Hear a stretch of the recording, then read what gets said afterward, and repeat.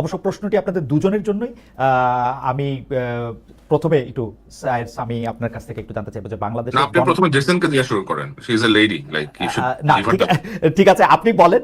মানে আপনার মানে আমরা একটা জেনেরিক কোশ্চেনটা হচ্ছে যে বাংলাদেশের জি। গণমাধ্যমকে এবং সংবাদপত্রকে আপনার এখন স্বাধীন মনে হয় কিনা, সংবাদ মাধ্যমের মধ্যে কাজ করতে বাংলাদেশের সাংবাদিকদের অসুবিধা হচ্ছে বা কোনো প্রেফারেন্সকে ভয় পেতে হচ্ছে, যদি আমি ভয় শব্দটা ব্যবহার করি, বা আতঙ্কিত থাকতে হচ্ছে বা কাউকে বেশি খুশি করতে হচ্ছে, এরকমটা মনে হয় কিনা। আমি তুলনা করতে চাই না যে গত 15 বছর আমরা কেমন ছিলাম, গত 15 বছর আমরা খুবই খারাপ ছিলাম, এখন আমরা কেমন আছি সেটা যদি আমরা একটু বলি।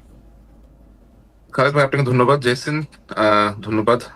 এখানে একসাথে আমরা এসেছি।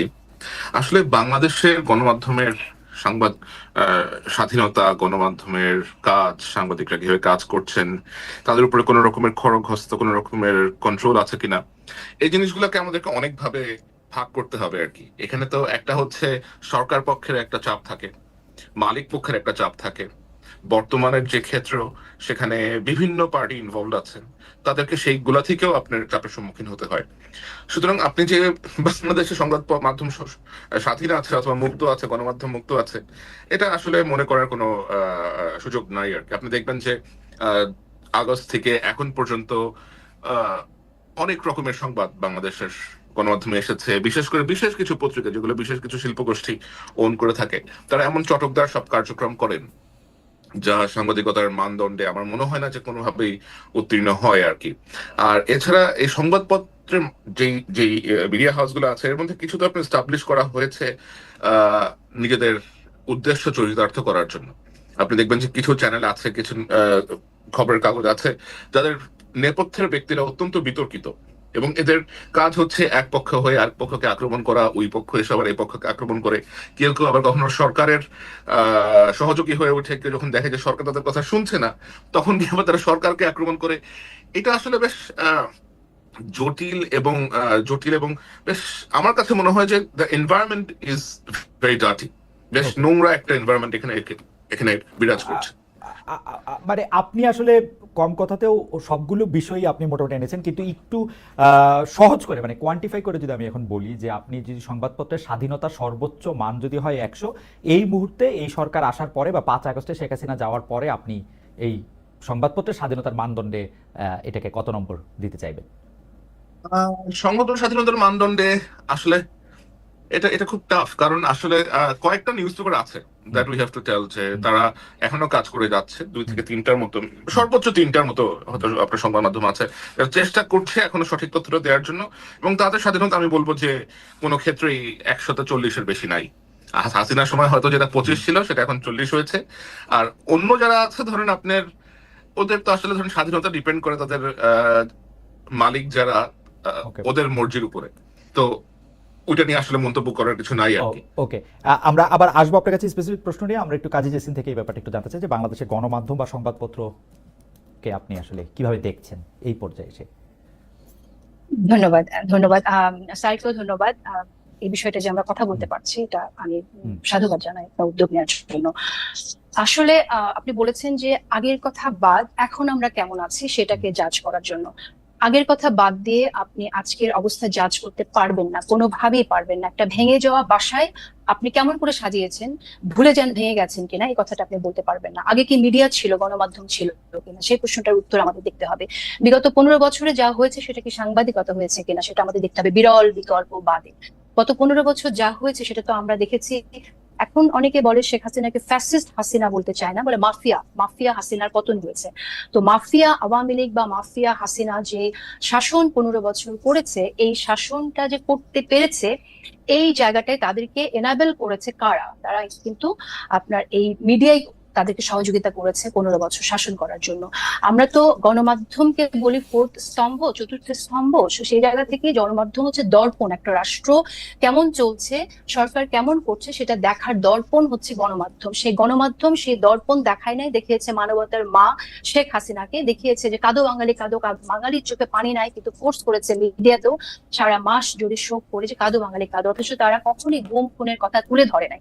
এই যে আড়াল করা, এই আড়াল করার মধ্য দিয়ে মাফিয়াতন্ত্র কায়েমে একরকম সহযোগিতা করেছে এই গণমাধ্যম। সুতরাং আপনি কোনোভাবেই 15 বছরের এই সময়কে বাদ দিয়ে আপনি কি এখন জাজ করা পসিবল না। 15 বছরে যা হয়েছে সেটা সাংবাদিকতা ছিল না, 15 বছর যা ছিল সেটা মিডিয়া ছিল না।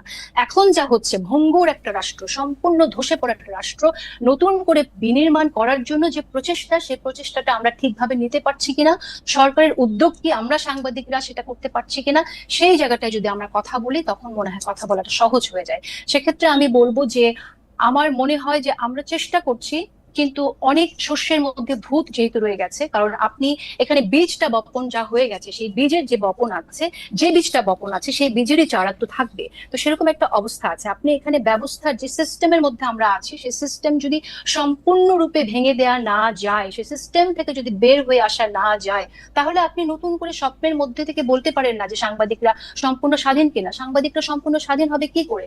একটি ঘরের কি আপনার শুধুমাত্র পর্দাটা বদলালে হয়ে যাবে? একটি ঘরের কি শুধু দুয়ারের রংটা বদলালে হয়ে যাবে যে সেই ঘরটা অন্যরকম হয়ে গেল? তা তো না। আপনার ফাংশন করছে কারা, কিভাবে, সেখানে তো কোনো পরিবর্তন আসে নাই। সুতরাং আমরা যদি বলি যে অনেক কিছু পরিবর্তন আমরা আশা করছি, সেটাতে ইউটোপিয়ান চিন্তা হবে বলে আমার কাছে মনে হয়। জেসিন, আপনাকে ধন্যবাদ। আমি আপনার প্রসঙ্গে আসার আগে আমি একজন দর্শকের মন্তব্য একটু পড়তে চাই। আশরাফুল করিম খান, তিনি মন্তব্য করেছেন, অসংখ্যবার একই মন্তব্য তিনি করছেন, সেজন্য তার মন্তব্যটি চোখে পড়ছে। খালেদ ভাই, আপনি যেই টোনে এনসিপির নেতাদের সঙ্গে কথা বলেন, সেই টোনে কি এই দুইজন অতিথির সঙ্গে কথা বলতে পারবেন? আছে সেই হেডম? ঠিক আছে, মানে না, সেটা আমি পারবো না, কারণ হচ্ছে যে মানে দুইজন অতিথি বা দুই ধরনের অতিথি দুই রকম। আমি এবার একটু প্রসঙ্গে আসি জেসিন, আপনার জন্য আমার স্পেসিফিক প্রশ্নটা যেটা ছিল সেইটাও আসলে এরকমই একটা প্রশ্ন। সেটা হচ্ছে যে আপনি বলছেন যে এই যে যারা স্বৈরাচার ছিল, যারা ফেসিস্ট ছিল, তাদেরকে আসলে এনাবল করেছে কারা, মিডিয়া সহযোগিতা করে মিডিয়া তাদেরকে, সরকার কি করেছে সেইটা তারা আসলে দেখায় নাই, দর্পণ হিসাবে তাদের যে কাজ করা দরকার ছিল সেটা তারা করে নাই। কিন্তু মুশকিল হচ্ছে তথ্য প্রযুক্তির যুগে আমরা কিন্তু মিডিয়া যে এটা করে নাই, মিডিয়া যে এটা এরকম ফেল করে গেছে, সেই জন্য বাংলাদেশের জনগণ, পাঠক, অডিয়েন্সও মিলিয়ে মিডিয়াকে কিন্তু সাংঘাতিক রকমের হলুদ কার্ড, লাল কার্ড দেখিয়ে গেছে। এবং মিডিয়া কিন্তু বাংলাদেশে ইরেলেভেন্ট একটা জিনিসে পরিণত হয়েছিল শেখ হাসিনার সময়ে। কেউ বাংলাদেশের গণমাধ্যমকে সেই অর্থে আর বিশ্বাস করতে পারে নাই। আমরা বাংলাদেশের মিডিয়াতে শেখ হাসিনার সংবাদ সম্মেলন করা থেকে শুরু করে যা কিছু ছাপা হয়েছে তা নিয়ে হাসাহাসি করতে দেখেছি, ফান করতে দেখেছি, ট্রোল করতে দেখেছি, বিশ্বাস করতে খুব কম লোককেই দেখেছি। বাংলাদেশের মিডিয়া জুলাই আগস্ট মাসেও চরমভাবে শেখ হাসিনাকে সাপোর্ট করে গেলেও তার প্রতি বাংলাদেশের মানুষ আস্থা রাখে না। কিন্তু প্রবলেম হচ্ছে মিডিয়ার এই পরিবর্তনটা, মিডিয়া যা দেখানো দরকার তাদের দেখাবে, তা প্রকাশ করবে, সেই সাহসটা অর্জন করবে, তার জন্যই পুরো বিপ্লবটা হয়েছে। আমার প্রশ্নটা হচ্ছে সেই বিপ্লবটা সফল হয়েছে কিনা, আমরা যা দেখাতে চাই, যাদের প্রশ্ন করতে চাই সেটা আমরা করতে পারছি কিনা, সেটা ছিল আমার প্রশ্ন। আপনার জন্য স্পেসিফিক প্রশ্ন যে অনেকেই এরকম বলে থাকেন, আমি একদম স্পেসিফিক নাম ধরে বলি, মোস্তফা ফিরোজ, যিনি আওয়ামী লীগ আমলে যে অল্প কয়েকজন তার প্রাইভেট চ্যানেল থেকে অনেক বেশি সমালোচনা করেছেন, তাদের মধ্যে থেকে অন্যতম। তিনিও বলেছেন যে টকশোগুলিতে এখন ভিন্ন মতের লোক থাকে না, একই মতের লোক থাকেন। আওয়ামী লীগ আমলেও ভিন্ন মতের গেস্টটা আলোচনা করতে পারতেন, যেটা এখন পারছেন না। সাংবাদিক মোস্তফা ফিরোজ নিজের প্রশ্নের উত্তর নিজে দিয়ে বলছেন, মানে তিনি কয়েকজনের কথা বলেছেন তাদেরকে কেন ডাকা হয় না। টিভি চ্যানেল মালিকেরা মবের ভয়ে সেলফ সেন্সরশিপের মধ্যে আছে। আওয়ামী লীগ আমলে যেটুকু স্বাধীনতা ছিল তাও এখন নেই। কাজী সিন, আপনি যদি একটু মন্তব্য করতেন। আমরা জুলকারনাইন স্যারের কাছেও একটা অন্য প্রশ্ন নিয়ে যাবো, এটা নিয়ে জি নিশ্চয়ই নিশ্চয়ই। আচ্ছা, আমি এই প্রশ্নটা উত্তর দেওয়ার আগে আপনার কথাটা বলি আগে, যে আপনি যে মন্তব্যটি করেছেন যে মানুষ, মিডিয়া ইররিলেভেন্ট হয়ে গিয়েছিল মানুষের কাছে। যেটা হয়, আপনি বোধহয় জানেন যে ব্যান্ড ওয়াগন এফেক্ট সম্পর্কে, রাইট? যে যখন ফ্যাসিস্টরা থাকে তখন কিন্তু তার বয়ান ক্রিয়েট করার জন্য মিডিয়াকে ব্যবহার করে। মিডিয়াকে ব্যবহার করে আপনার মুজিবকে এমন ভাবে পীর বানানো হয়েছিল যে এই বাংলাদেশের মানুষ শেখ মুজিবুর রহমানকে নিয়ে, শেখ হাসিনাকে নিয়ে একটি মন্তব্য করতে পারেনি, একটি ভয়েস সংস্কৃতি হয়েছিল। এবং যার পরিণতি হচ্ছে এতগুলো মানুষ, হাজার মানুষ, আমি স্পেসিফিক সংখ্যায় যাচ্ছি না, এতগুলো মানুষ প্রাণ দিতে হয়েছে তাদের জন্য। এটা দায় মিডিয়ার থাকবে। মিডিয়া ইররিলেভেন্ট হয়ে গেলেও মিডিয়ার দায় মিডিয়াকে নিতে হবে। এই কাজটি মিডিয়ার জন্য হয়েছে, কারণ তারা যদি এর আগে তুলে আনতো যে কি হয়েছে, যে কাজটা all the prime ministers main sir করেছে, তার জীবনে ঝুঁকি নিয়ে যে কাজটি করেছে, সেখানে বাংলাদেশে বসে কিন্তু সেরকম কাজ আমরা প্রতিনিয়ত হতে দেখিনি। এটা একটা ডকুমেন্টারি অনেক পাওয়ারফুল হতে পারে, কিন্তু এর আগে ঘটে যাওয়া আরো অনেক ঘটনা তুলে আনলে ব্যাপারটা আরো অনেক আগে ঘটতে পারতো, হাসিনার পতন আরো আগে ঘটতে পারতো।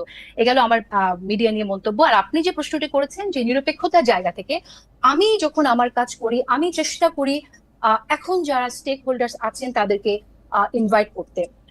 আমাদের অনেক সমস্যাই হয়, আপনি নিজে হোস্ট করছেন একটা অনুষ্ঠান, নিজে পরিচালনা করছেন, আপনি জানেন যে কি ধরনের চ্যালেঞ্জ ফেস করতে হয়, অনেকের সাথে বসতে চায় না, এই ধরনের প্রবলেম থাকে। তারপর আমার জায়গা থেকে আমি মনে করি যে আমি যতটুকু চেষ্টা করছি সেটা আমি সবভাবেই চেষ্টা করছি সবার পার্টিসিপেশন রাখার জন্য। আমাকে শোনা এরকম মন্তব্য শুনতে হয় যে আমি আমার প্রোগ্রামে শুধু কেন এত এনসিপি নেতাদেরকে কেন ডাকি, তারা তো ছাত্র, তারা তো অল্প বয়স, তাদের সাথে অনেকে বসতে চায় না, আপনি আপনি কেন ডাকেন, আমার শুনতে হয় এরকম মন্তব্য। আমার এরকম মন্তব্য শুনতে হয় যে আমি অনেক জামাতে নেতাদের ডাকি, কিন্তু আমি তাদেরকে ডাকি এজন্যই যে গণ অভ্যুত্থানের যারা স্টেক হোল্ডার্স, আমি মনে করি তাদের ভয়েস, তাদের ইনক্লুসিভনেস আমাদের মেনটেন করা, ম্যানেজ করা দরকার, যে কোনো ভাবেই হোক আমাদের আলোচনার মধ্যে।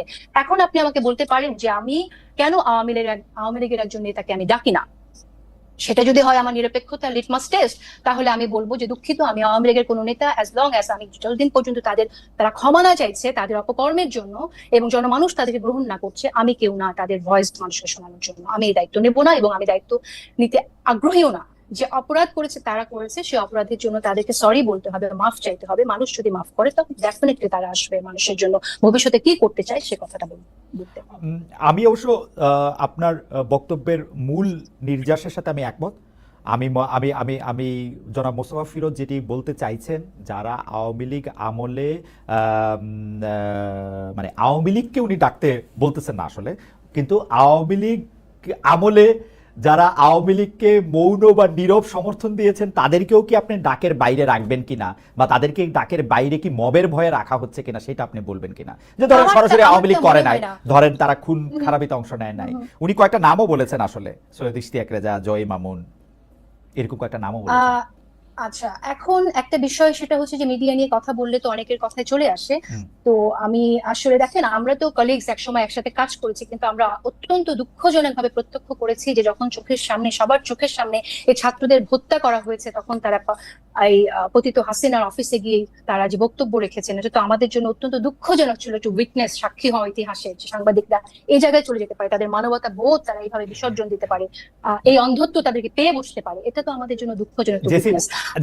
আমি আপনাকে এই জায়গায় একটু থামাই, কারণ আমার দ্বিতীয় প্রশ্নটার মধ্যে যে আপনার এই সাংবাদিকদের যে শেখ হাসিনার সাথে যে তাদের সম্পর্ক, তাকে যে আসলে আপনি প্রথমে যে অ্যানাবল করার কথাটা বলেছেন, সেটার ক্ষেত্রে আপনার যে জায়গা, সেটা অন্য পেশাজীবীদের ক্ষেত্রে একই রকম কিনা, সেটা নিয়ে আমরা দ্বিতীয় প্রশ্নে আসবো। আপাতত একটু স্যারের কাছে যাই যে স্যার, আপনি একজন পেশাদার সাংবাদিক, আপনার অনুসন্ধানের মাধ্যমে, সোর্সের মাধ্যমে রাষ্ট্রের দুর্নীতি, অসঙ্গতির অনেক ডকুমেন্টস আপনার হাতে আসে, সেগুলি কিছু আপনি নিজের সোশ্যাল মিডিয়াতেও তুলে ধরেন।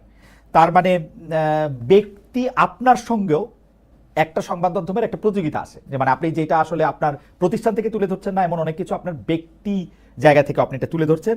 এই যে আপনার সঙ্গে আপনি সহ অন্য আর যারা এই প্রকাশ করার ক্ষেত্রে নিজস্ব প্ল্যাটফর্ম ব্যবহার করতেছে, সেইটার সঙ্গে কি গণমাধ্যমের একটা প্রতিযোগিতা হইতেছে, এবং এই প্রতিযোগিতাটা কি মানে সম প্রতিযোগিতা, অসম প্রতিযোগিতা এই প্রতিযোগিতার মধ্যে? কারণ আমি সাংবাদিকতার এতটুকু বুঝি, যা কিছু এডিটেড না তা কিছু জার্নালিজম না। এখন যদি কোনো কিছু মানে এইটা আপনি আসলে কিভাবে আপনি এটা দেখবেন? কারণ অনেক সময় তো এরকমও হইতে পারে, সামি আমি জাস্ট আরেকটা লাইন বলি, অনেক সময় তো এরকম হইতে পারে যে আপনি হঠাৎ করে ক ব্যক্তিকে খুব অপছন্দ করতে শুরু করলেন। যদি আপনি ক ব্যক্তিকে অপছন্দ করতে শুরু করেন, তখন দেখা যায় যে ধরেন ক আর খ দুইজনের ব্যাপারেই আপনার কাছে তথ্য আছে, আপনি সিলেক্টিভ ভাবে শুধু ক এর বিরুদ্ধে রিপোর্টটা আপনি প্রকাশ করলেন। এটা হইতে পারে কিনা, বা এটা হচ্ছে কিনা এখন? থ্যাংক ইউ খালিদ ভাই। আমার মনে হয় এটা একটা খুবই গুরুত্বপূর্ণ প্রশ্ন আপনি আমাকে করেছেন, এবং এটা উত্তর দেওয়ার জন্য আপনার মাধ্যমে, আপনার থেকে আরো ভালো কোনো মাধ্যম হয়তো আসবে না আমার সামনে, অথবা আই ডোন্ট নো। তো আমার যে অর্গানাইজেশন আমি কাজ করি, আল জাজিরা মিডিয়া নেটওয়ার্ক, এখান থেকে আমি আমার যে ডেস্ক, আমি যে বিষয়ে কাজ করি তা হচ্ছে দক্ষিণ এশিয়া, বাংলাদেশ, মায়ানমার, ভারত, অনেক সময় আরো অন্যান্য প্রজেক্টও আমাকে কাজে লাগানো হয়। যেহেতু আমি বাংলাদেশ থেকে আসছি এবং বাংলাদেশের বিষয়ক সাংবাদিকতা করেই আমার এই পথে যাত্রা শুরু, তো অবশ্যই ন্যাচারালি বাংলাদেশের বিভিন্ন নিউজের প্রতি আমার আগ্রহ অনেক বেশি থাকে। আর লোকজন যেহেতু আমাকে চেনে, অনেকেই আমাকে চেনে, বিভিন্ন সেক্টর অনেকে আমাকে চেনে, অনেকে আমার কাছে বিভিন্ন রকমের তথ্য প্রমাণ সহ পাঠিয়ে থাকে। এখন ন্যাচারালি আমার আল জাজিরাতে কোনো বাংলা ডিভিশন নাই, এবং এখানে আপনার বিভিন্ন রকম নিউজের আমাদের কাছে আসতে থাকে প্রতিনিয়ত, এবং বাংলাদেশ কেন্দ্রিক নিউজে সবসময় করা সম্ভব না। এটা এটা এটা এটা বেশ অসম্ভব একটা বিষয় আর কি। আর ডকুমেন্টারি করতে অথবা একটা নিউজ স্টোরি করতে আমাদের সময় লাগে, অনেক অনেক ওয়েটিং লাগে। তারপরেও আমি যখনই সময় পেয়েছি, আমি আল জাজিরা ছাড়াও অন্যান্য মাধ্যমেও আমার রিপোর্ট আমি করেছি। নেত্র নিউজের জন্য করেছি, ওসিসিআরপির জন্য করেছি, দ্য টাইমসের জন্য করেছি, হারিসের জন্য করেছি, এরকম আরো অনেকের জন্যই আমি রিপোর্ট করেছি। বাংলাদেশের মানব জমিনের জন্য কয়েকটা রিপোর্ট আমি লিখে দিয়েছি। বাট যেটা হয় সেটা হচ্ছে যে আমার কাছে যা আসে, আমার পক্ষে এগুলা যেহেতু বাংলাদেশের কোনো পত্রিকায় গ্রহণ করতে রাজি হয় না, এখন কেন তারা রাজি হয় না সেটা একটা বেশ বড় প্রশ্ন। কারণ আমি অনেক সময় জিজ্ঞেস করেছি, অনেক এডিটরদের সাথে আমার কথা হয়েছে, তারা বলেছে যে মালিক ঝামেলা করতে পারে, মালিক পছন্দ করবে না, অথবা সরকার আমাদেরকে চাপ দিতে পারে, চাপ দিয়ে নিউজ তুলে নিবে, অনেক প্রবলেম করতে পারে, আমাদের হয়তো ওয়েবসাইট ডাউন করে দিবে, আমাদের জার্নালিস্টকে ভয় দেখাবে। তো আমার কাছ থেকে আসা রিপোর্ট এখনো পর্যন্ত অনেকেই বেশ ভয় পান আর কি। আমার আমার মনে হয় একটা আতঙ্কে থাকেন যে আমার নাম অ্যাফিলিয়েটেড হয়ে গেলে কোনো না কোনো ভাবে যদি তারা ক্ষতিগ্রস্ত হন। কারণ আমার অনেক রিপোর্ট হয়তো অনেকের বিপক্ষে গেছে, অনেকে এটার দ্বারা ক্ষতিগ্রস্ত হয়েছেন, অনেকে কিছুটা হয়েছে, like somehow some people goat affected, এবং তারা কোনো না কোনো ভাবে বিভিন্ন পত্রিকা মিডিয়া হাউসের সাথে সম্পৃক্ত। তো আমার প্রেজেন্স থাকলে তারা মনক্ষুণ্ণ হবেন। তো আমি যেটা করি, যেগুলো বেশি গুরুত্বপূর্ণ, একেবারেই যেগুলো বেশি গুরুত্বপূর্ণ, যেগুলো যাওয়া উচিত মানুষের কাছে, আমি নিজেই একটু সময় বের করে ওই সেই রিপোর্ট গুলা অথবা সেই ডকুমেন্ট যা কিছু আসে একটু যাচাই বাছাই করি। আর আমার তো অবশ্যই বাংলাদেশে একটা নিজস্ব কিছু লোকজন আছে যারা আমার জন্য এই ফ্যাক্ট চেক গুলা করেন অথবা খোঁজ নেন, বিভিন্ন দপ্তরে গিয়ে আপনার সত্যতা ভেরিফিকেশন করে আসেন। তো সেই মেকানিজমটা আমার আছে, বাট আমি ওটা সামনে আনতে চাই না, বিকজ আই ডোন্ট ওয়ান্ট না টু না রিস্ক না না, দ্যাট। আপনি অবশ্যই সামনে তো আনবেন না স্যার, আপনি তাকে প্রোটেক্ট হুম, করতেই হবে। আমার অবশ্যই। আমার মানে এবং এক লাইনে এবং যেটা সেগুলো আমি আচ্ছা, এডিট করেই হ্যাঁ নর্মালি প্রকাশ করে থাকি। আর আমার মনে হয় যে আমি ফেসবুকে যেটা করি এটা আসলে সাংবাদিকতা না, আমি তো ফেসবুক সাংবাদিকতা করতে আসি নাই। আচ্ছা। আর আমার সাংবাদিকতা অন্য জায়গাতে হয়, যেটা আমার কাছে আসে, এটা আমার কাছে চলে আসে তথ্য, এবং আমার মনে হয় যে মানুষের জানা প্রয়োজন, পিপল শুড নো, আমি শেয়ার করে দিই। আমি আমি শুধু সাংবাদিকতার একজন মানে ছাত্র হিসাবে জি। আমি আপনার কাছ থেকে এটা জানতে চাইবো যে ধরেন আপনি ফেসবুকেরটাকে আপনি সাংবাদিকতা বলতেছেন না, কিন্তু আপনাকে যখন মানে আরো 15-20 বছর পরে যখন কন্টেন্ট অ্যানালাইসিস করে আমাদের সময়টাকে ধরা হবে, তখন আপনি অবশ্যই একটা গুরুত্বপূর্ণ চ্যাপ্টার হিসাবে থাকবেন। তখন আপনার এগুলিকে আসলে কি হিসাবে ধরা হবে? কারণ আমি আপনাকে ঘটনাটাও বলি, তাহলে আপনি বুঝতে পারবেন। আপনি যখন উপদেষ্টা আসিফ মাহমুদ সজীব ভুঁইয়ার এয়ারপোর্ট থেকে বেরিয়ে আসাটার ওই ভিডিও যখন আপনি প্রকাশ করলেন, তখন এই উপদেষ্টা কিন্তু প্রশ্ন তুলেছেন যে রাষ্ট্রের গোপন ও বিশেষায়িত স্পর্শকাতর তথ্য, অর্থাৎ এয়ারপোর্টের সিসি ক্যামেরার তথ্য যদি আপনার কাছে চলে যায়, তার মানে আপনার তো বিভিন্ন জায়গায় বিভিন্ন মানুষজনও আছে, এবং সেইটার ক্ষেত্রে আপনি একটা পিক এন্ড চুজ করতেছেন। আসিফ মাহমুদ সজীব ভুঁইয়াকে আপনি দেখতে পারেন না, এনসিপিকে আপনি অপছন্দ করেন, সেই জন্য এটা সঙ্গে সঙ্গে আপনি দিয়ে দিচ্ছেন। কিন্তু বিএনপির কেউ হইলে, আমি কথার কথা করছি, বা জামাতের কেউ হইলে সেইটা আপনি দিতেন না। ব্যাপারটা কি একটা মানে একটা অসম জায়গা তৈরি করতেছে কিনা? ব্যাপারটা মোটেও অসম জায়গা তৈরি করতেছে না, এবং আপনি একটা বেশ মজার একটা একটা একটা একটা চ্যাপ্টার নিয়ে আসছেন। আমি I will go back to the before one, যেটা বলতেছিলাম যে আজ থেকে 15-20 বছর পরে গেলে যখন এগুলো নিয়ে আলোচনা হবে, if I am alive or not, তখন এগুলো কি হিসেবে গণ্য হবে? তখন এগুলো এই হিসেবে গণ্য হবে যে বাংলাদেশে সাংবাদিকতা করাটা এতটাই ভীতিকর ছিল যে সাংবাদিকরা অমুক সাংবাদিকের জুলকারনাইন সায়ের খানের রিপোর্ট নিত না, এই লোককে বাধ্য হয়ে অনলাইনে রিপোর্ট প্রকাশ করে দিতে হইতো।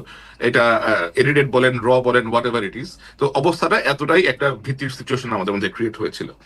আর আমি তো এর আগে অজয় আজিজের যে এয়ারলাইনের ভেতরে থাকা ফুটেজ ক্যাপচার করে নিয়ে আসছিলাম। ইসরায়েলের যে মোসাদের যে আউটপোস্ট হাঙ্গেরি, দুটোর মধ্যে ঢুকে গিয়ে মোসাদের যে টেকনিক্যাল ম্যানুয়াল স্পাইওয়ারের, সেটারও ছবি তুলে নিয়ে আসছিলাম। সেগুলো তো স্পর্শকাতর জায়গায় ছিল, এবং সেগুলো তো আমি পাবলিক ইন্টারেস্টের জন্যই করেছি, অনুসন্ধানী সাংবাদিকতার জন্যই করেছি। আসিফের সাথে আমার তো ব্যক্তিগত কোনো দ্বন্দ্ব নাই, আমি ওরা ভালো করে চিনিও না, কখনো কথা হয় নাই।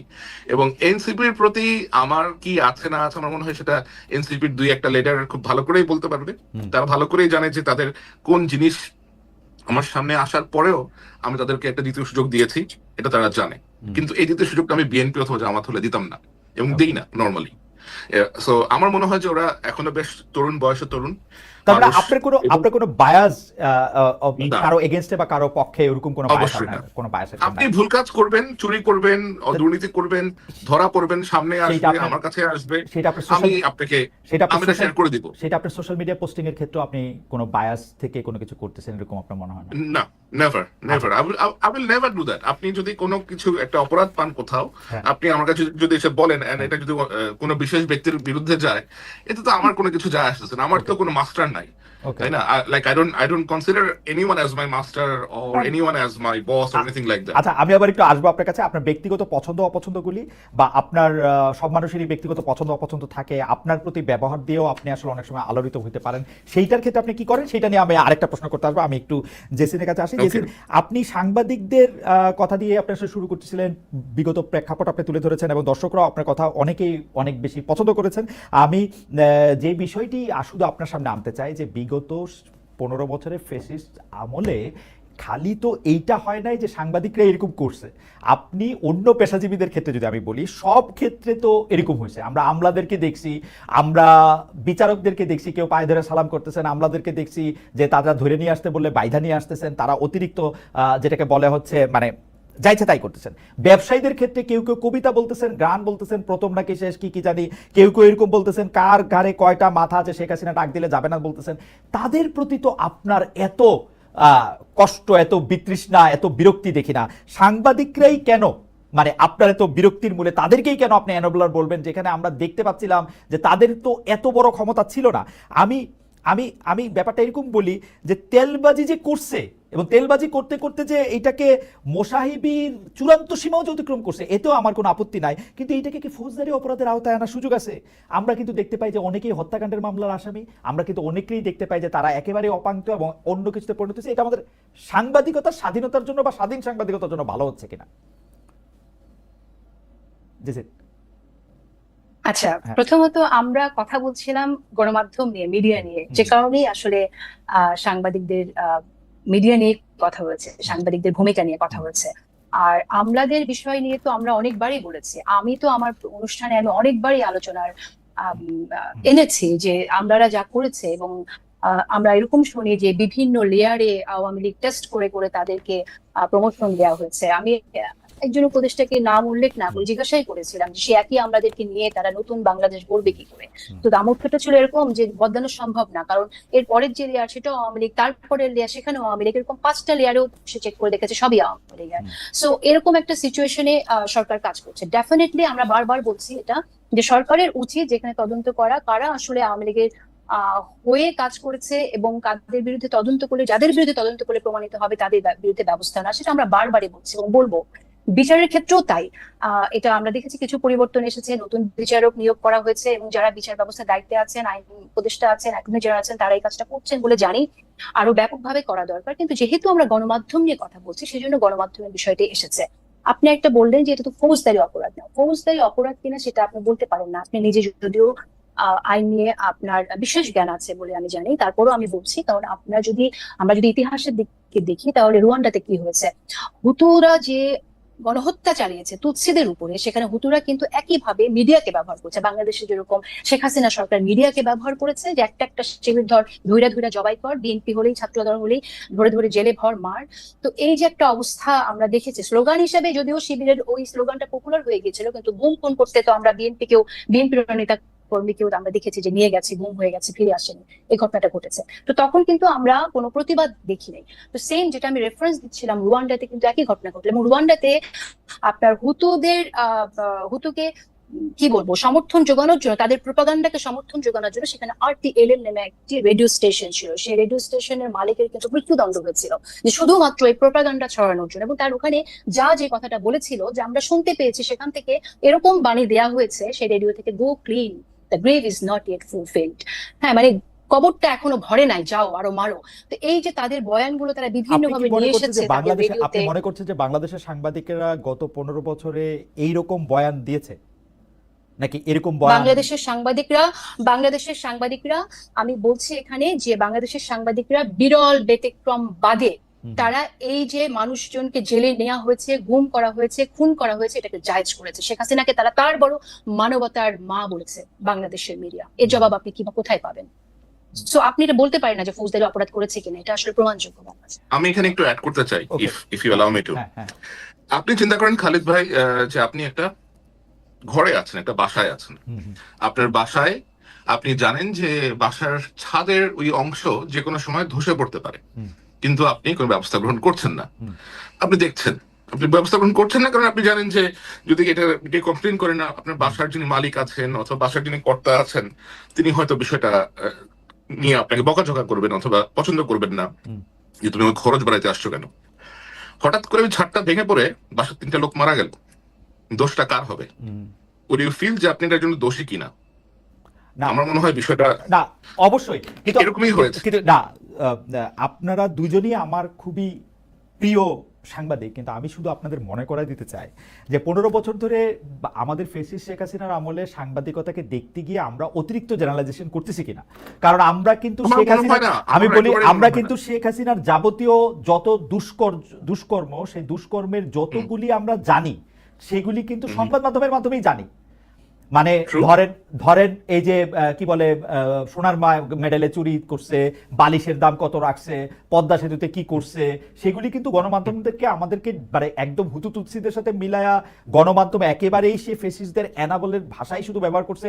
এইটা বললে কিন্তু আসলে আমার কাছে মনে হয় যে আমরা পরবর্তীতে যে সাংবাদিকতার কথা আমরা আশা করি সেইটার ক্ষেত্রে একটু বেশি করা হয় কিনা আমার কাছে মনে হয় যে, এবং এইটা এমন একটা উপায় তৈরি করে কিনা। আমরা কিন্তু এখন দেখতেছি যে নতুন যে সাংবাদিক গোষ্ঠী তৈরি হয়েছে এই 10 মাসে যারা সাংবাদিকতা করতেছেন তাদের বেশিরভাগের ক্ষেত্রে প্রভু বদলাইছে, তাদের অবস্থান বদলায় নাই। মানে এটা ভাঙা ঘর ভাঙা বাড়ি মাথার উপরে ভাঙা পড়ছে সেটাতে এটা বিবেচনা করা যাবে কিনা। তারা কেউ কেউ দাবি করতেছে এরকম যে আমরা বিএনপির ঘনিষ্ঠ লোক, আমরা বিএনপির জন, সেই জন্য আমি এখন সম্পাদক হব। কেউ কেউ দাবি করতেছে যারা জামাতের লোক সেই জন্য আমি সম্পাদক হব, আমি এনসিপির লোক সেই জন্য আমার এটা করতে হবে। আমরা 15 বছর বঞ্চিত, মানে সোজা কথা বলতে যে 15 বছরে যেই দুষ্টামিগুলি আওয়ামী লীগ করছে সেগুলি এখন আমরা করব, এইটা যারা না, করছে সেটা মানে সেইটা ঠিক হবে কিনা আসলে।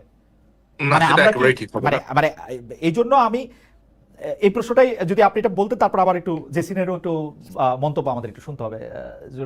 স্যার আমি একটু থামাইছিলাম আপনাকে, সরি। সরি, যেটা বলতেছে যে এটা করা কখনোই উচিত হবে না, কখনোই। এবং এই জিনিসটাই বন্ধ করতে হবে যে রাজনৈতিক পরিচয়ের ভিত্তিতে সাংবাদিকতার পেশায় যে প্রেফারেন্স দেওয়া হয়, এই প্রেফারেন্সিয়াল ট্রিটমেন্টটা বন্ধ করতে হবে। এই যে ব্যক্তি আপনার নিজের স্বাধীনতা, ইন্টেগ্রিটি এবং সততা বজায় রেখে এই এই পেশার মানটা ধরে রাখতে পারবেন, তাদেরকেই আসলে বিবেচনায় নেওয়া উচিত। কে কোন মতের কোন দলের অনুসারী এরকম কখনোই করা উচিত না। আর শেখ হাসিনার সময় আপনি যে ঘটনাগুলো উল্লেখ করলেন, বালিশ কাণ্ড অথবা অন্য সোনার মেডেল, এগুলোর সাথে কিন্তু শেখ হাসিনা সরাসরি কখনো সম্পৃক্ত ছিলেন না। শেখ হাসিনা সরাসরি সম্পৃক্ত ছিলেন কিসে? ফর এক্সাম্পল, আপনার জেনারেল আজিজের মতো একটা লোককে সেনাপ্রধান বানানোতে আমাদের দেশের সাংবাদিকরা রিপোর্ট করতে পারতো যে ওরকম পৌরসভা ইউনিয়নের চেয়ারম্যানের ভাই মার্ডারার তমিজউদ্দিন, সরি, অথবা মার্ডারার ক খ এরকম জেল থেকে মুক্তি পাইছে এবং সে এখন স্যার আপনি কিন্তু খেয়াল হুম, করলে দেখবেন যে জেনারেল আজিজকে ধরেন বাংলাদেশে সাংবাদিকতা করতে হইলে তো আসলে আপনাকে মানে এরকম একটা দেশ যে দেশের মধ্যে আপনি তো আসলে যে অভিযুক্ত তার সঙ্গে আপনি কথা বলতে হবে, সেই অভিযুক্তের সঙ্গে আপনি কথা বলতে পারতেছেন, আপনার রিপোর্ট তৈরি হচ্ছে না। কিন্তু আপনি পত্রপত্রিকায় কিন্তু দেখবেন এই জোসেফ হারিসের কথা কিন্তু মানে অসংখ্যবার পত্রপত্রিকা ছাপা হয়েছে। আপনি দেখবেন যে মানে বিভিন্ন ছুতা নাতায় কিন্তু ছাপা হয়েছে। এমনকি আমরা যে জার্মানি থেকে জেনারেল আজিজের ইন্টারভিউ করছি, কতগুলি প্রশ্ন যেহেতু তার উত্তর প্রশ্ন সবগুলি ভয়ঙ্কর ছিল, তার উত্তর মানে তার 4বার চাকরি চলে যাওয়া উচিত শুধু এই উত্তর দেওয়ার জন্যই, বা ফৌজদারি অপরাধ হওয়া উচিত, সেগুলি কিন্তু আবার সে ছাপানো হয়েছিল পত্রপত্রিকাগুলিতে। মানে যখনই গণমাধ্যম মিনিমাম সুযোগ পাইছে সেগুলি কিন্তু ব্যবহার করা হয়েছে। শেখ হাসিনার বিরুদ্ধে অভিযোগের ক্ষেত্রে আমি বলে দিই, এস আলমের ঘটনাটাতে শেখ হাসিনা যখন স্টেপ ইন করলো তখন কিন্তু পত্রপত্রিকাগুলি একটা বড় ভূমিকা পালন করছে শেখ হাসিনার এইটা উন্মোচন করার জন্য। আপনি দেখবেন জুলাই আগস্টের মধ্যে উনি যখন এই ভয়ঙ্কর সিদ্ধান্তগুলি নিতেছেন, সবগুলি পত্রপত্রিকা বা বেশিরভাগ পত্রপত্রিকা কিন্তু দাঁড়াইতেছে তার এগেনস্টে, জনমত তৈরি করার জন্যই দাঁড়াইতেছে, যখন সুযোগ পাচ্ছে তখন কিন্তু দাঁড়াইতেছে। এই ডিউ ক্রেডিটটা আমরা দিমু কিনা সেইটার হচ্ছে কথা, মানে নাকি আমরা এখন দেখেন আপনি যে 2014 সালে একটা ইলেকশন হয়েছে, আমাদের 2018 সালে একটা ইলেকশন হয়েছে, সেই ইলেকশন করার সময় গণমাধ্যম আসলে কতটা স্ট্রং ভূমিকা রেখেছিল সেটা কিন্তু আমরা দেখি নাই। হ্যাঁ, কিছু যখন একটা আওয়াজ তুলছি, যখন জিনিসটা সামনে চলে আসছে, তাও আমাদের মতো আপনার যারা দেশের বাইরে ছিল এদের হাত ধরে, তখন জিনিসটা নিয়ে আপনার আলাপ আলোচনা করা সহজ ইজি হয়ে গেছে, because somebody has brought it to the light. But deliberately নিজের থেকে, যেমন ধরেন এসালমের নিয়ে যে এত কাণ্ড কাণ্ড হলো, এসালমের মাধ্যমে যে ইসলামী ব্যাংকটা দখল করা হয়েছে রাষ্ট্রীয় আপনার গোয়েন্দা সংস্থা ব্যবহার করে, এটা তো প্রথমে রিপোর্ট করেছে আপনার দ্য ইকোনমিস্ট। এরপরে দেশের কয়েকটা পত্রিকা তাও চেষ্টা করেছে, কিছু জায়গা থেকে নিউজটাকে নামিয়ে নেওয়া হয়েছে। যেমন বিএনপির সালাউদ্দিন সাহেব, ওনাকে দেশের একটি সংস্থার র্যাব নিয়ে গিয়ে তাকে পিক করে আপনার বর্ডারের অপর সাইডে গিয়ে ছেড়ে দিয়ে আসছি। একটা পত্রিকা ছাড়া, নিউ এজ ছাড়া সাংবাদিক মুক্তাদির রশিদ এবং ডেভিড বার্গম্যান ছাড়া এটা নিয়ে এত এক্সটেন্সিভ রিপোর্ট আর কেউ করতে পারে নাই। ডেভিড বার্গম্যানের পক্ষে বাংলাদেশে থাকা পসিবল হয় না, মুক্তাদির রশিদকেও বিভিন্ন জায়গাতে ডেকে ডেকে নিয়ে গিয়ে হেনস্থা করা হয়েছে। সুতরাং আপনি যদি বলেন যে সবাই রাইট কাজটা করছে, সবাই আসলে না, right কাজটা না, করে না। না, না। আপনি আরেকটা জিনিস খালেদ বের করে চিন্তা করেন যে আমাদের দেশের পপুলেশন হচ্ছে 180 কোটি।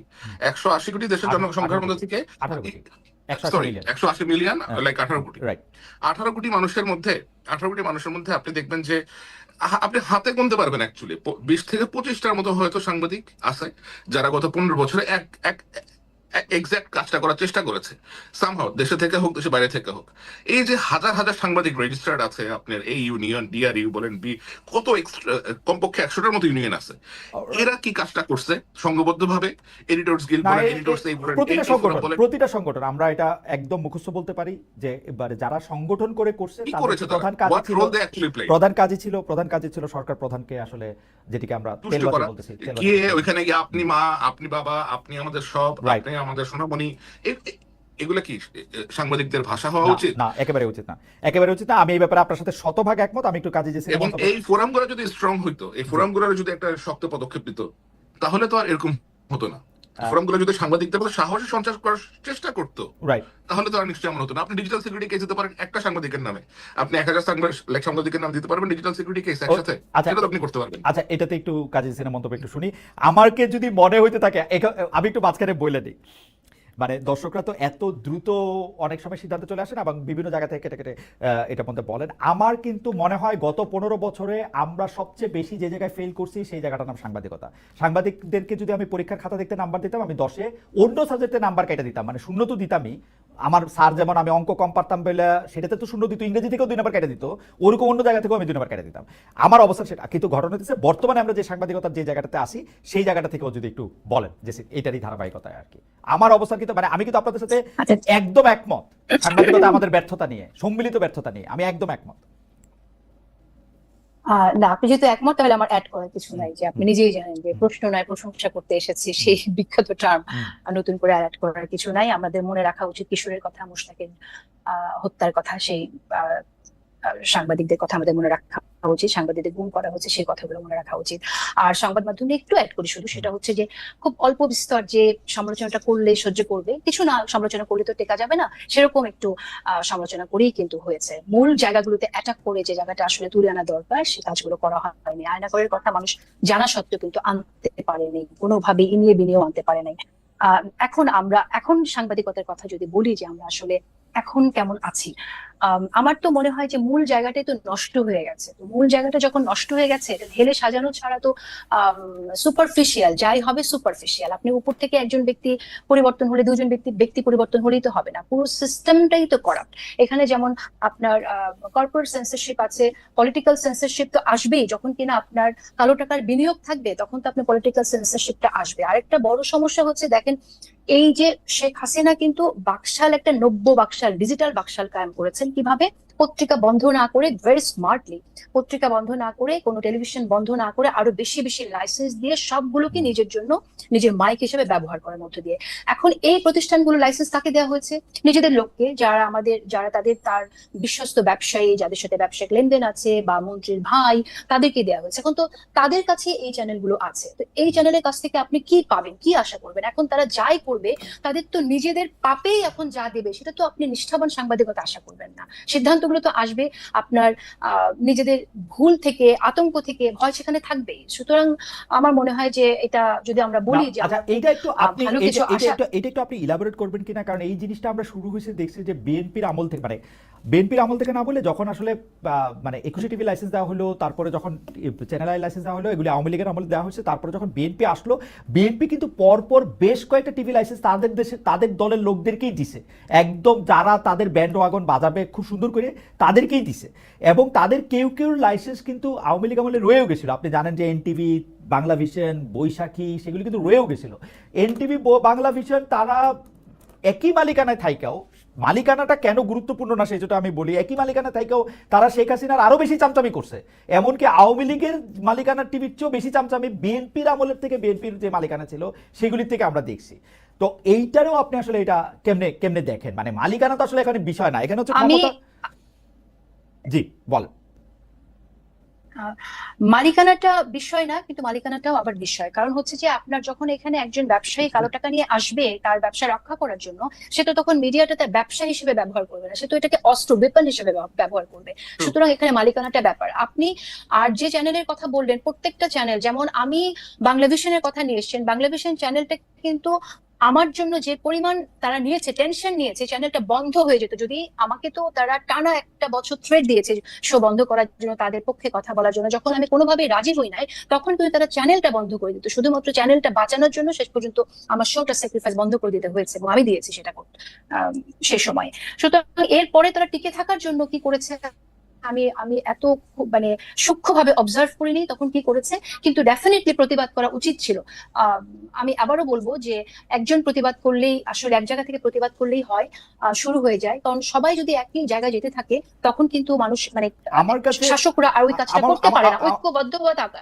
আমার মনে হয় যে আপনার বক্তব্যের সাথে আমি একমত, কিন্তু আমার অভিজ্ঞতাটা যেহেতু একটু আলাদা সেজন্য আমি বলি যে আমি এরকম শুনতাম যে ডিজিএফআই উমুককে নিতে মানা করছে, আমি নাম ধরে বলি কারণ এগুলো সব ইউটিউবে আছে, যে আসিফ নজরুলকে নিতে মানা করছে, সায়ন্তকে নিতে মানা করছে। আমি যেইটা শুনতাম মানা করছে, বাজারে গিয়া ওই লোককে আমি নিতাম, ওই লোককে আমার অনুষ্ঠানে ডাকতাম, ওইখানেই তার সাথে আমি কথা বলতাম। আমি জীবনে কোনোদিন ডিজিএফআই আমাকে কোনো ফোন করে নাই, জীবনে কোনোদিন। আমাকে কোনোদিন আমার কোনো মালিক আমাকে জীবনে কোনোদিন বলে না যে তুমি এই অনুষ্ঠানগুলিতে ইউটিউবে আসে, আমারে কোনোদিন বলে না যে এইটা তুমি করতে পারবা না। সো আমি এটা না, মানে এইটা আমি আপনার তাহলে শক্তি অনেক বেশি ছিল সেই তুলনায়। আমি হয়তো অনেক দুর্বল ছিলাম। আমি একজনকে আমি নিশ্চয়ই আমি দুর্বল ছিলাম, কারণ হচ্ছে আমি একটু বলি এখানে, সেটা হচ্ছে আমার যখন কোনো কাজ নাই, আমি মাসের পর মাস, বছরের পর বছর এখানে যাই সেখানে যাই আমাকে একটা কাজ দেওয়ার জন্য, তখন আমি একজনকে বলেছিলাম যে সে তো বলতে পারে, আমি একটু বললে তাদের সমস্যা কি, তখন বলেছে তার শক্তি অন্য জায়গায়। এই কথাটা কিন্তু আমি শুনেছিলাম, আমি নাম উল্লেখ করছি না। সুতরাং আমি বলছি আমি জানি না আমার শক্তি বলতে আমি এটা বুঝি যে আমার কোনোদিনই কোনো সরকারের কাছে গিয়ে চা কফি খাইতে হয় নাই, আমারে কোনোদিন ডিজিএফআই ইফতারি গিয়ে বসে থাকতে হয় নাই। আমার শক্তির জায়গা আমি বুঝি যে আমার একটা থানার ওসি বদলানোর ক্ষমতা ছিল না, ওইটাই আমার শক্তি। দ্যাটস ওয়াই আমি কোনোদিন যেহেতু পাওয়ারফুল ছিলাম না, সেহেতু আমি কোনোদিন পাওয়ারহীন হই নাই আর কি, এটা আমি বুঝি। ওসি বদলানোর শক্তি ছিল কিনা সেই জায়গাটা আমি প্রেস ক্লাবে গেলে এই গল্প শুনতাম যে মানে সাংবাদিকরা ফোন করলে নাকি ওসি বদলায় যায়। আমি প্রেস ক্লাবে গেলে আমিও শুনেছি, কিন্তু সেই প্র্যাকটিসটা কোনোদিন আমিও করিনি, কখনোই না। সো ওটা বলতে চাইছি না, আমি বলতে চাই যেটা, যে সত্যতার সাথে যদি সাংবাদিকতা কেউ করতে চায় তাহলে সে করতেই পারে, কিন্তু তার পাশে মানুষকে থাকতে হয়, প্রতিষ্ঠানকেও থাকতে হয়, সেটা আমি পাশে পাই না। সেই জায়গা থেকে প্রতিষ্ঠানে থাকাটা খুব জরুরি, সেটা খুবই জরুরি। এবং প্রতিষ্ঠানের যদি মালিক হয় আরো পাওয়ারফুল, তখন তার শক্তিটা হয়ে যায় আরো বেশি। হয়তো সেটা আমার ছিল না, সেজন্য আমি হয়তো পারি না। আমি যে টেলিভিশনে কাজ করতাম সেই টেলিভিশনের মালিক ছিলেন সালমান এফ রহমান। সেজন্য আপনার পাওয়ার অনেক বেশি ছিল। আমি সালমান এফ রহমান, আপনাদের মনে আছে 2018 সালে তিনি একজন ফরেস্ট কুকসন বোধহয় একজন জরিপকারী আমেরিকান একজনকে ডেকে এনে তিনি একটা জরিপ করালেন, যেখানে দেখা গেল আওয়ামী লীগের সাংঘাতিক ভালো সম্ভাবনা 200 নাকি 250 আসন পাবে 2018 ইলেকশনে। আমি ফরেস্ট কুকসনকে ডাইকে আমার টেলিভিশনে কিন্তু জিজ্ঞেস করতেছিলাম যে আপনি যে সালমান এফ রহমানের টাকা নিয়ে এটা করলেন, এটা যে একটা কনফ্লিক্ট অফ ইন্টারেস্ট হচ্ছে, কারণ উনি এখন ইলেকশন করতেছেন, এটাকে আপনি বোঝেন? That I could do. এখন খালেদ ভাই, now I will have to step in. আমি তো শুনলাম এতক্ষণ সালমান এফ রহমান কে অ্যাকচুয়ালি, হোয়াট হি ডাজ।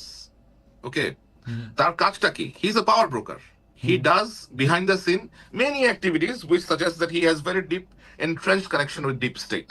তার কাজই হচ্ছে এগুলা করা। সে সামনে একটা কাজ করবে, পিছনে আরেকটা কাজ করবে, আর আপনাকে যে সে ফ্রিডমটা দিয়েছে সেটা দিয়ে সে বলবে যে আমি তো প্রেস ফ্রিডম এনশিওর করেছি, দেখো আমার টিভিতেও নিয়ে যাওয়া হয়। এগুলা হচ্ছে সব তার।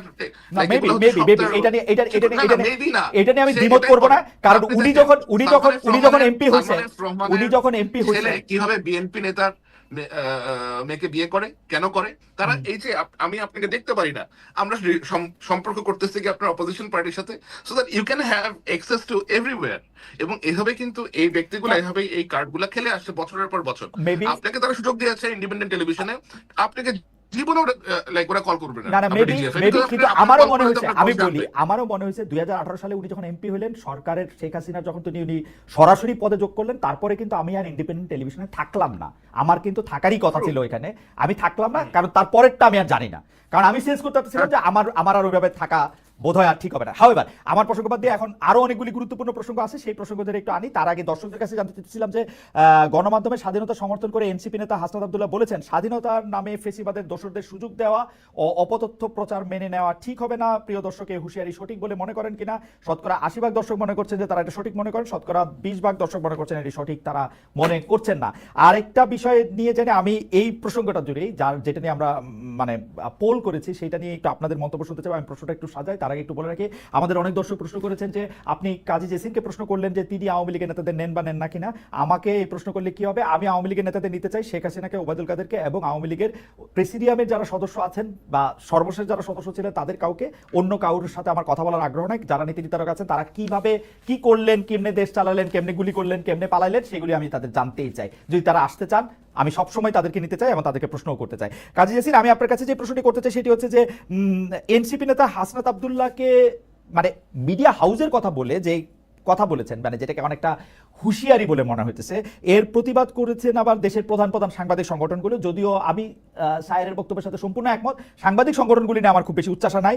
এইটা কিন্তু সাংবাদিকতার নামে, মানে আমি যে জায়গাটাতে আপনাদের দুজনেই ডিস্ট্রাকশন করতে চাই, সাংবাদিকতার নামে যে সময় আবার অপতথ্য ছড়ানো হইতেছে সেইটা তো আমরা অবশ্যই কন্ডেম করব।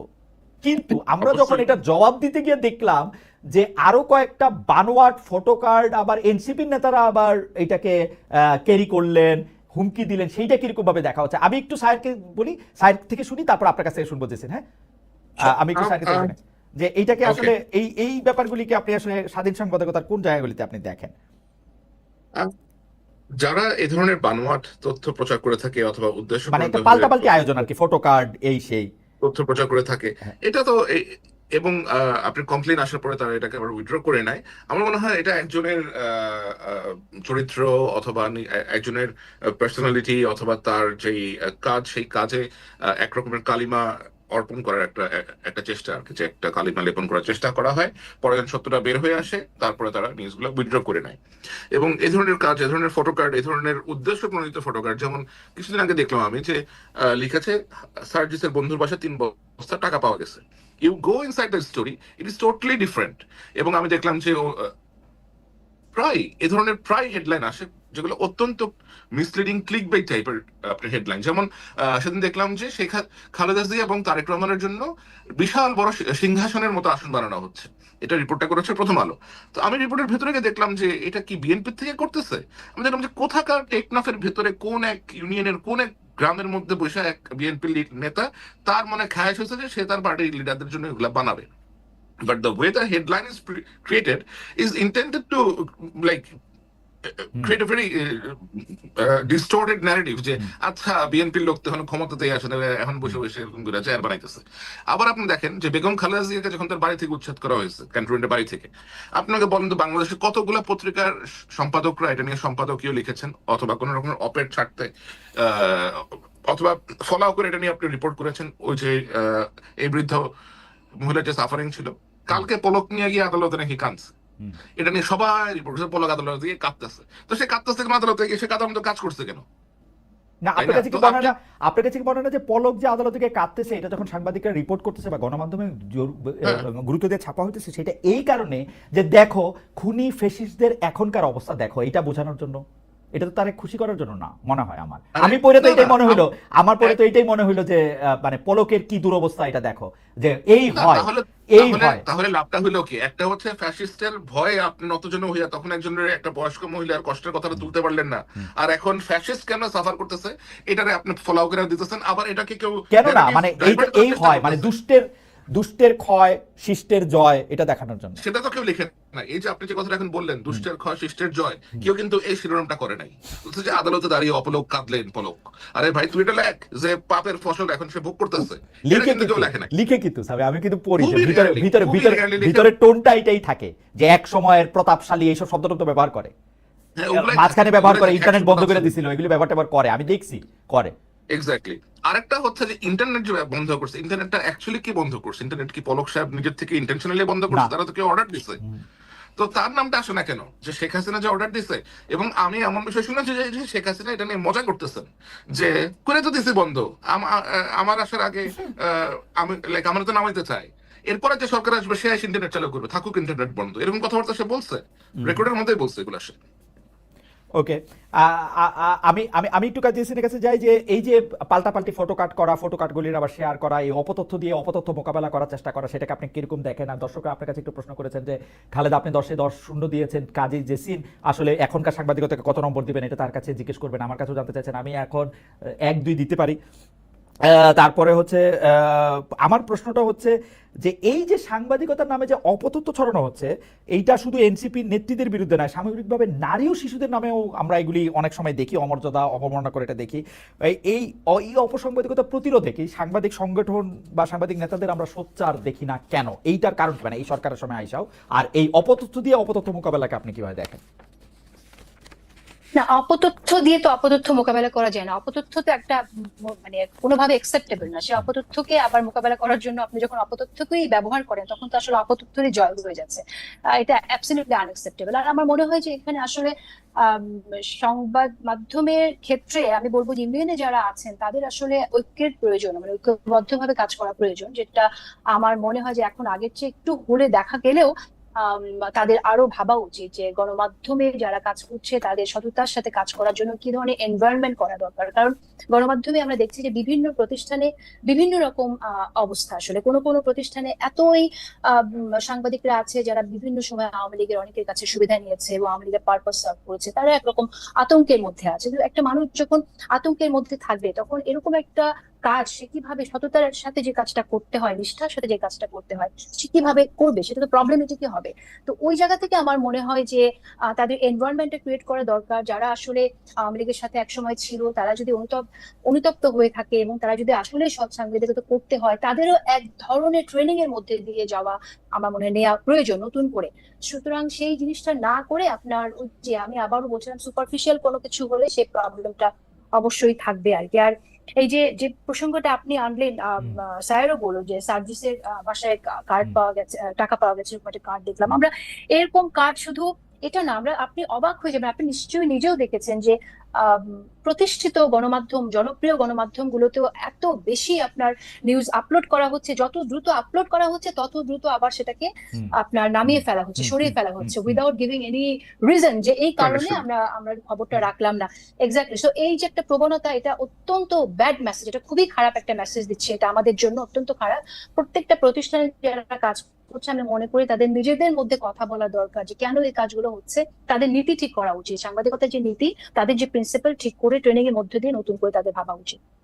সাংবাদিকতার নীতি এবং ট্রেনিং এর কথা আপনি বলতেছিলেন, কিন্তু আমরা মানে এই জায়গাটাতে আপনাদের দুজনের কাছে আবার একটু জানতে চাই যে সাংবাদিকতা কিন্তু ট্রায়াল এন্ড এররের মধ্যে দিয়েই আসলে এগিয়ে চলে। যদি সাংবাদিকরা প্রতিদিন একটা করে পরীক্ষা দেয়, সেটা সংবাদ মাধ্যমের ক্ষেত্রে প্রতিদিন, আর যদি মানে ব্রডকাস্ট মিডিয়ার ক্ষেত্রে আপনি দেখেন তাহলে প্রতি ঘন্টায় প্রতি মিনিটে তারা পরীক্ষা দেয়। তারা যদি চুরি করে, বাটপারি করে, বায়াস করে, তাদেরকে কিন্তু জনগণ প্রত্যাখ্যান করে। কিন্তু মানে এই যে সারাক্ষণ ক্ষমতার জায়গা থেকে সাংবাদিকতাকে বা গণমাধ্যমকে সবক দিতে থাকা, আপনারা এটা ঠিক করে নেন নাইলে কিন্তু আপনাদের এই পরিণতি হবে, উমুক 3 জনকে চাকরি থেকে বাদ দিতে হবে, তুমুক জন এটা ভালো করতেছেন, সেইটাকে আপনারা আসলে কেমন ভাবে দেখেন?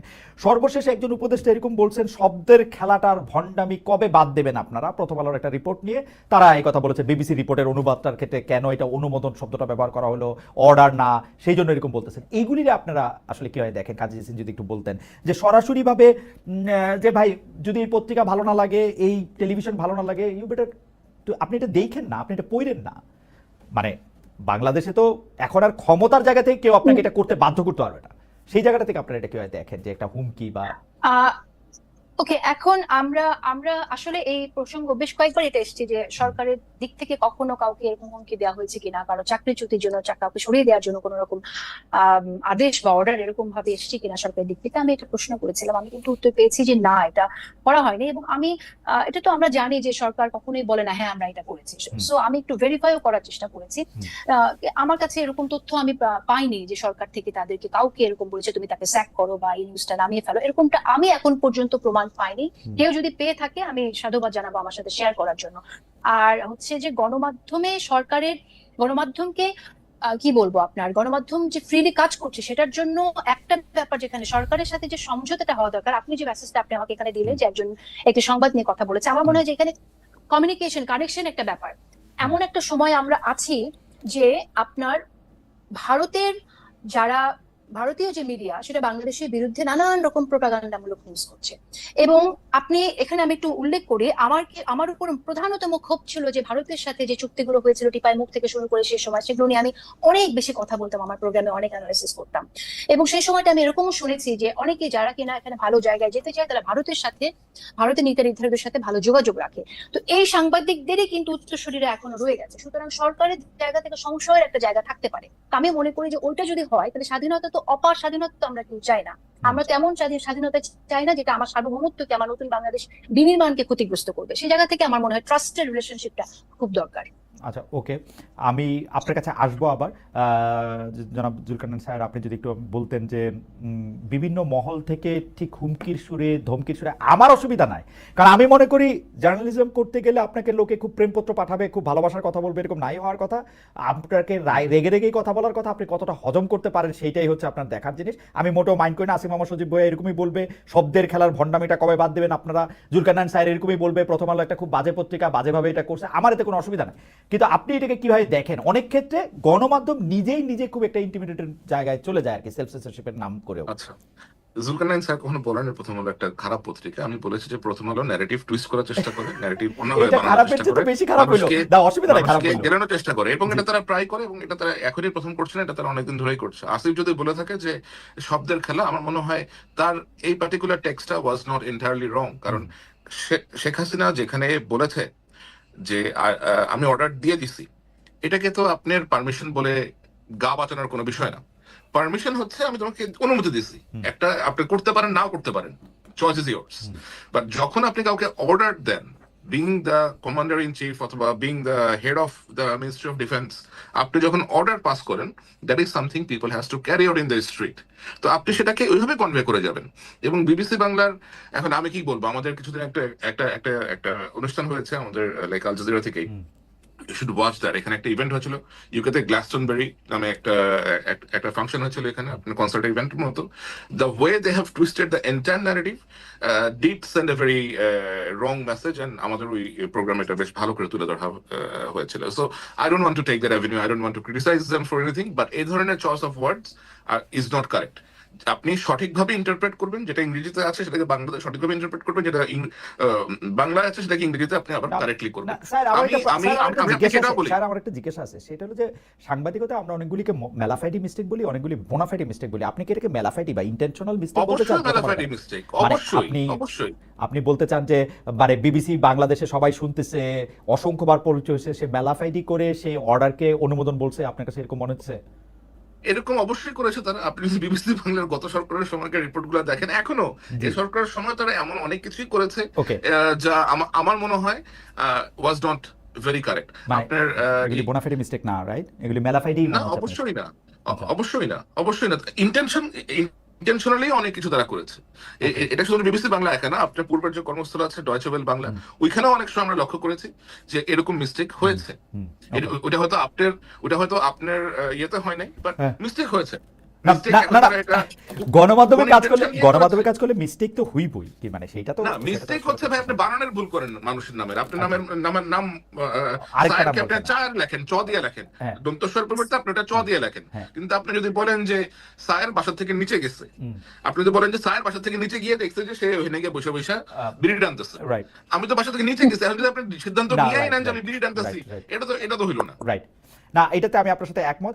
আমি জেসিনের কাছে থেকে শুরু করতে চাই, যেটি আসলে আপনাদের দুজনের কাছে প্রশ্ন। জেসিন, আমি কিন্তু খেয়াল করেছি যে সে সময় আসলেই এই প্রশ্নগুলিতে আওয়ামী লীগ সরকার সবচেয়ে বেশি বিব্রত হতো। আন্তর্জাতিক চুক্তি, অর্থাৎ আন্তর্জাতিক চুক্তি বলতে তো এর সিংহভাগ বা 95% বা 97% চুক্তি ভারতের সঙ্গে হয়েছে। সেই ভারতের সঙ্গে চুক্তিগুলির ব্যাপারে সেগুলি আসলে জনগণের সামনে প্রকাশ করতে চাইতো না, দুজন আমাদের সাথে কি আছে সেটা দেখাতে চাইতো না, বা আমরা দেখতে পারতাম না। আরো যোগ্য সাংবাদিকরা নিশ্চয়ই পারতেন, আমরা পারতাম না, আমরা চেষ্টা করে এবং প্রশ্ন করলেই তারা রাগ হয়ে যেত, মানে আমরা এই সেই এগুলি বলতো। কিন্তু আমার প্রশ্ন, এই 10 মাসেও কি সরকারের কাছে একই প্রশ্ন আমরা করতে পেরেছি যে সেই চুক্তিগুলি কোথায়, সেই চুক্তিগুলি বাতিল করা হলো না কেন, সেই চুক্তিগুলি আমাদের সামনে কেন আনা হলো না? সেই চুক্তিগুলি আমরা বরং উল্টা দিতেছি, ভারত একতরফাভাবে আমাদের সাথে চুক্তির পর চুক্তি বাতিল করে যাচ্ছে, আমরা কেন সেটা বাতিল দেখছি না? আমি একটু জেসিনের মন্তব্য শুনবো, একটু জুলকারনাইন সাহেব থেকেও জানতে চাইবো যে জুলকারনাইন সাহেব অনুসন্ধানীমূলক সাংবাদিক, আমরা একটু জানতে চাইবো যে আসলে আমরা এমন কোন কোন চুক্তি করে রেখেছি যেগুলো আসলে এই সরকার সামনে আনতে দিচ্ছে না বা দেখাচ্ছে না আমাদের। আমি আগে জেসিনকে একটু শুনি। জি, কাজী জেসিন। আচ্ছা, প্রথমেই বলি যে প্রশ্ন আমি করেছি যে এই চুক্তিগুলো কবে আমরা জানবো, কি কি চুক্তি জানতে পেরেছেন কি? আছে, মানে সেটা আসলে আহ, প্রশ্নের উত্তর পেয়েছি, যেটা তদন্ত কমিটি করা হয়েছে, তারা কাজ করছে এবং এটা আমরা জানতে পারবো। কিন্তু এটা তো আপনিও জানেন, আমরা সবাই জানি যে এখনো পর্যন্ত কোনো তদন্ত রিপোর্ট আমরা সামনে পাইনি যে কি ধরনের আসলে চুক্তি হয়েছে ভারতের সাথে, এবং সেই চুক্তিগুলো কতটা আমাদের দেশের স্বার্থ বিরোধী, এবং কোন কোন চুক্তি আসলে আন্তর্জাতিক কোর্টে নিয়ে আমরা সেখান থেকে বের হয়ে আসার উদ্যোগ নিতে পারি, এবং সেই উদ্যোগগুলো কবে নেবে, এই প্রশ্নগুলোর উত্তর আমরা পাইনি। সেটা আসলে তদন্ত কবে শেষ হবে এটা সরকারের কাছ থেকেই আমাদের এটা জানতে চাওয়ার কথা। পরবর্তী প্রশ্ন সরকারের কাছে রাখা উচিত যে সরকার আসলে কবে এই তদন্তটা সামনে নিয়ে আসবে, যদি আদৌ সেই তদন্তটা হয়ে থাকে, কেউ করে থাকে। আমি প্রেস সেক্রেটারির কাছে জানতে আবার চেয়েছিলাম, বিশেষ করে যেমন আমি প্রেস সেক্রেটারিকে জানতে চেয়েছিলাম এবং আমি বলেছিলাম যে আমরা দেখতে পাচ্ছি যে ভারত স্থলবন্দর দিয়ে বন্ধ করে দিচ্ছে, ভারত ট্রান্সশিপমেন্ট বন্ধ করে দিচ্ছে, আমরা তো বন্ধ করতেছি না, চুক্তিগুলি প্রকাশও করতেছি না। আমাদেরকে মানে মানে আমাকে টু মাই আটার সারপ্রাইজ আমাকে প্রেস সচিব জবাব দিচ্ছেন যে আমরা তো কোনো রিটালিয়েশনে বিশ্বাস করি না, এটা বলে রিটালিয়েশন। আমি এইটা আমরা তো একটার জবাবে আরেকটা এরকম করবো, এরকম কোনো কিছু তো করবো না, আমরা এগুলি ভেবে দেখছি। আরে ভাই, এগুলি প্রকাশ করেন, প্রকাশেরও কোনো নাম নাই। আপনি বলতেছিলেন কাজী জেসিন। হ্যাঁ, সো এটা আসলে একটা স্পষ্ট অবস্থানে আমরা দেখতে চাই। আমার কাছে কিন্তু আমি কিন্তু অন্যটা শুনেছি, আমি শুনেছি যে তদন্ত চলছে এবং তদন্তের পরে আমরা জানবো সরকার কি করবে। চুক্তি প্রকাশ করতে তদন্ত লাগবে কেন? আমরা এখনো জানি না। আমি কিন্তু তহিদ হোসেনকেও জিজ্ঞেস করছিলাম, পররাষ্ট্র উপদেষ্টা, চুক্তি প্রকাশ করতে তদন্ত লাগবে কেন? আওয়ামী লীগ সরকার এই চুক্তি করছে, এটা গণমাধ্যমে প্রকাশ হবে, দ্যাটস ইট। এর মধ্যে তদন্তের কি না, দরকার? তদন্ত না, sorry, let me correct it, এটা কমিশন করা হয়েছে, তারা এই কমিশন যাচাই বাছাই করছে এই চুক্তিগুলো নিয়ে। কমিশন তো যাচাই বাছাই করবে, কিন্তু এটা আমরা পাই। আমি আমাকে আমার সায়েরের দ্বারস্থ হওয়া ছাড়া উপায় নাই। অনুসন্ধানীমূলক সাংবাদিক, আমাকে একটু বুঝায় বলেন তো, চুক্তি আওয়ামী লীগ সরকার ইন্ডিয়ার সাথে করছে, যেটা গোলামির চুক্তি, যেটা অনেকগুলি খারাপ চুক্তি, সেটা প্রকাশ করবে, সেটা দেখাবে এই চুক্তি করছে, এইটার মধ্যে কমিশন করে কি করতে হবে স্যার? আমার আমার যেটা আমি যতটা জানি, যতটা আমি বুঝতে পারছি, সেটা হচ্ছে যে তারা দেখতে যাচ্ছে যে কোন চুক্তিগুলোর মধ্যে বাংলাদেশের অ্যাডভান্টেজ কতটুকু আছে, ডিসঅ্যাডভান্টেজ কতটুকু আছে, কোন চুক্তিগুলো থেকে এক্সিট ক্লজ বেশ সহজ, কোন চুক্তিগুলোর exit clause is very hard. এবং এখানে বেশ কয়েকটা চুক্তি আছে আমি যেগুলো ব্যাপারে আমি জানি যে এগুলোর exit clause is very severe, যে আপনাকে যদি বের হতে হয়, আপনাকে ওরা যে প্রজেক্টটা করেছে অথবা যে ইনভেস্টমেন্ট করেছে সেটার সম্পূর্ণটা অথবা আগামী 20 বছর 15 বছর আমি বিনয়ের সাথে একটা কথা বলি। আওয়ামী লীগ সরকারের বিরুদ্ধে জেসিন যেটি নিয়ে আসলে শুরু করেছিলেন, সেটি মানে 2009-10 পর্যন্ত বোধহয় উনি মাত্র করতে পারছেন, বা 11 পর্যন্ত, আমি জানি না। এরপরেই তাকে চলে যেতে হয়েছে বা তাকে থাকতে দেওয়া হয় নাই, বা আমি যে কথাই বলি না কেন, বা আমরা যারা ছিলাম তারা বারবার আওয়ামী লীগ সরকারকে এই কথা বলতাম, আপনারা যেগুলি চুক্তি করছেন দয়া করে সেগুলি প্রকাশ করেন, আমাদেরকে দেখান না। আপনারা সংসদে আলোচনা করেন না, এটা ওয়েবসাইটে দেন না, এটা নিয়ে কোনো একটা শ্বেতপত্র প্রকাশ করেন। এখন সরকার আসছে, এটার এক্সিট ক্লজ কি আছে, এটা দিয়ে আমরা বাইরেতে পারবো কি পারবো না, সেটা তো আমরা বোঝার তো দরকার আছে। আপনি চুক্তিগুলি খালি প্রকাশ করবেন, এতে আপনার কি অসুবিধা? আমি বলি কি অসুবিধা? আমার হাইপোথেসিস হচ্ছে এই সরকারও ভারতেরই কোনো না কোনো ভাবে স্বার্থ দেখে। আমি আপনাকে খালেদ ভাই যেটা বলতে পারি যে it will sound a very technical ইয়ে। দেখেন, ভারত আমাদের আশেপাশে দিয়েই আছে, আমাদের সব থেকে বড় land border is with India. এখন এমন একটা দেশের সাথে আমরা আসলে আপনার ধরেন কোন ধরনের সরাসরি সাংঘর্ষিক অবস্থাতে যাওয়ার মতো অবস্থাতে এই মুহূর্তে আছে কিনা সেটাও চিন্তা করতে হবে। আমার মনে হয় যে সরকার বললো, এবং আপনার শফিক সাহেব যেটা আপনাকে রেসপন্স করেছে যে রিটেলিয়েশনে বিশ্বাস করে না, আমার মনে হয় যে বাংলাদেশ এখনো তার যে ধৈর্য অথবা পেশেন্স, মানে আওয়ামী লীগ সরকার গিয়া মুখে যাই বলুক, গিয়া পায়ে গিয়ে পড়ে থাকতো, এরা মুখে বড় বড় কথা বলবে এবং পায়ে গিয়ে পড়ে থাকবে, মুখের উপরে বন্ধ করে দিবে, ও কোনো কথা বলবে না। চীনে গিয়ে বলে আসবে যে আমরা হচ্ছে ওগুলির মুরব্বী, এগুলি হচ্ছে কথা বলতে তো কোনোটা কম বলে না সাহেব। কথা বলতে তারা কম বলে না, which is very true, but আপনি দেখেন যে ইন্ডিয়া কিন্তু বাংলাদেশের সাধারণ বাংলাদেশি টুরিস্টদের জন্য এখন ভিসা দেওয়া বন্ধ করে দিচ্ছে, বাংলাদেশের ঘুরতে যেতে পারে না, তাই করতেছে, এবং এগুলো তারা করতেছে। কিন্তু বাংলাদেশের পক্ষ থেকে কিন্তু এখনো এই ধরনের কোন রকমের স্ট্রং মেজার নেওয়া হয় বাংলাদেশের, কোনো একটা মেজারও নেওয়া হয় না।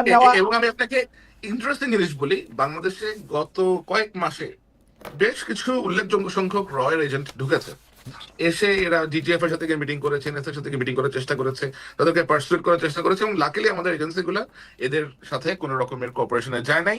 এন্ড আমি এদের যে পাসপোর্ট নাম্বার সহ বিস্তারিত আপনি ফাঁস করে দিয়েছি, এবং তারপরেও আমাদের দেশ থেকে ভারতের সাথে কোনো রকমের কথাবার্তা বলা হয়নি। ভারতীয় এম্বাসিতে হাই কমিশনে কি জানি আরে আপনার রাজেশ অগ্নিহোত্রী যে ঢাকাতে রয়্যাল স্টেশন চিফ, এটা আমরা গত 2 বছর ধরেই জানি। এটা আমি 2 বছর ধরে ক্রমাগত আপনার লিখে গিয়েছি।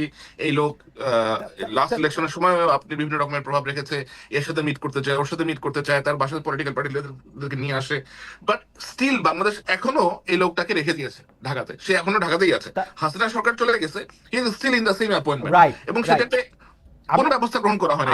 আমি এই কথাটাই বলতে চাই যে ডক্টর মোহাম্মদ ইউনূস সরকার একটা কিছু মানে সমান কিছু করার দূরে থাক, ইন্ডিয়া একের পর এক গাজোয়ারি, আজকে বর্ডার বন্ধ করে দিচ্ছে, কালকে ভিসা বন্ধ করে দিচ্ছে, কালকে স্থলবন্দর বন্ধ করে দিচ্ছে, কালকে ট্রান্সশিপমেন্ট চুক্তি বাতিল করতেছে, একটা কিচ্ছু করে নাই যেটা ইন্ডিয়ার স্বার্থের এগেইনস্টে যায়, শুধু কতগুলি গপ্প দেওয়া ছাড়া, উঁচা কথা বলা ছাড়া। হয় এবার কিছু স্টেটমেন্ট ইস্যু করেছে বাংলাদেশের, লাইক কোন স্টেটমেন্ট, কোনটা বলুন তো? আপনার সবার ওই যে আগে আইসে আপনার আদানি border- টাকা দিছে, জিজ্ঞেস করলেই বলে যে আদানি টাকা না দিলে বলে ভারত বোম মারতো। সবার আগে আইসা এগুলি করছে, এগুলি আমাদের ভাই। যাই হোক, হবে লাস্ট প্রসঙ্গে লাস্ট আসি।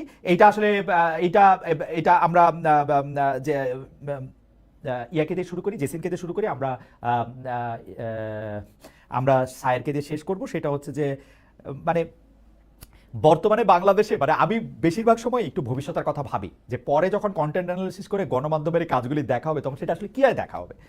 যেমন মনে করেন বাংলাদেশের গণমাধ্যম রাষ্ট্রপতি সংক্রান্ত সকল সংবাদ এড়ায় চলে, কিন্তু বড় একটা খবর হলো কয়েকদিন আগে যে রাষ্ট্রপতি প্রথমবারের মতো 10 মাসে প্রথমবারের মতো বঙ্গভবন ছেড়ে বাইরে হয়ে আসা সেনা ইয়াতে আসছেন পিজিআর এর অনুষ্ঠানে। সেই খবরটাও আসলে খুব বেশি পরিমাণে আমরা মানে বাসসে দেখি নাই, বিটিভিতে দেখি নাই, ইয়াতে দেখি নাই।